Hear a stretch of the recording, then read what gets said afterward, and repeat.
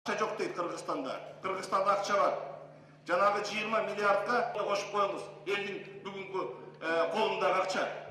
Бұл реалды ақша. Ошон үчүн биздин мамлекетке бүгүнкү банктарга ошон үчүн алып коет экендер. Биздин негизги эң чоң себебибиз бул элдин көргөнгө караганда кем калышпайт.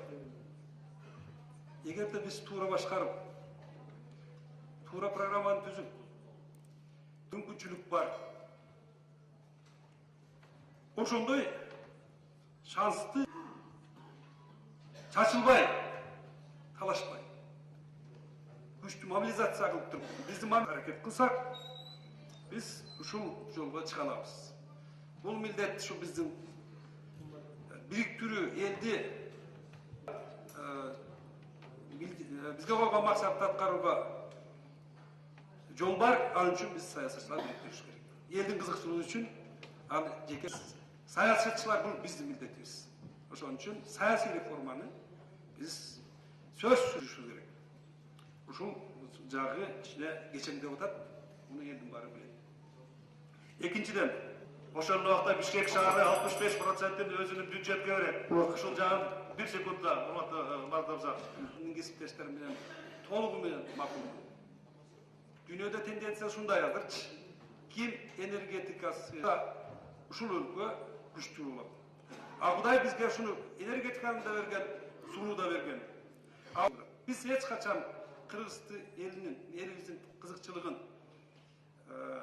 сатпай, элдин кызыкчылыгы үчүн депутаттар 93-жылы биз сомду өзүбүздүн валюта киргенде Кыргыз мамлекетинин байлыгы 59,6 миллиард доллар болду. Калып атабыз.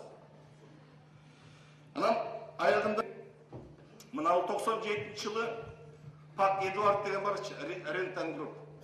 Ошол бир чоң кеңешмеде президенттин катышуусу менен айткан, таш көмүр кесин биз мына биз ошол акча менен дагы бир 70 миллион долларга чейин керек болот экен, баардыгын кылып туруп таш көмүр кесин толук проекттик мощностька жеткизебиз деп.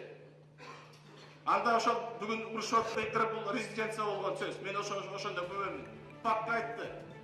Силер 14 миллионго сатып алабыз деп атасыңар. Мен түшүнүп турам. Ага мен тоскоол болду. Мен жол бербеймин деп. Биз өзүбүз салабыз деп миллионго салып бүтүштү ошол кести, таш көмүр кесин.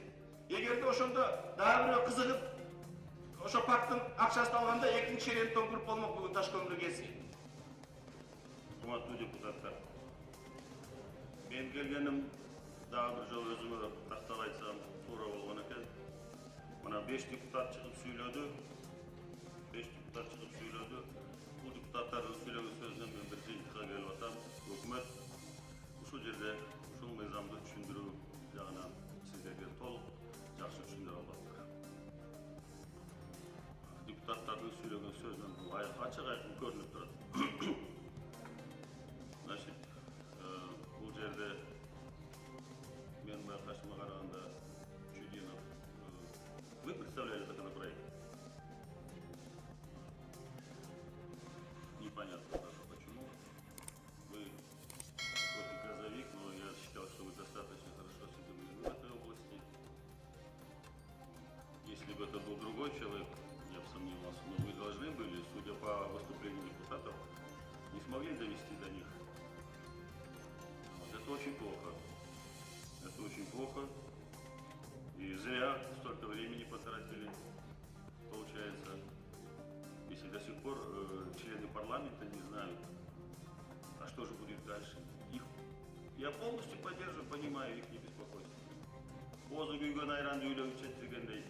Все, что было до этого с приватизацией, оценку дали, не удовлетворили 3 этапам. И после этого еще Хамбаратан Петранын депутаттарын суроолорун так жооп бере алгандан кийин ким калдырат муну? А что тут непонятного, я не понимаю. Тогда давайте я буду представлять этот законопроект. Тогда зачем вы, уважаемые члены правительства? Каждый себя в грудь бьет, и член правительства, и члены парламента некоторые, все знаете. И в международной политике, на 10-15 лет все знаете, а элементарные вопросы ответить не можете. Плохо. Эми урматтуу депутаттар, мына өзүңүздөр айттыңыздар, мен ойлойм өкмөт туура жыйынтык чыгарып, значит, бул маселени терең түшүнгөн, так жооп бере турган өкмөт мүчөнү даярдаш керек алмаз Шишевич. И эгер андай киши жок болсо, анда мен өзүм келейин эмкисине. Бул бир. Эми могу жер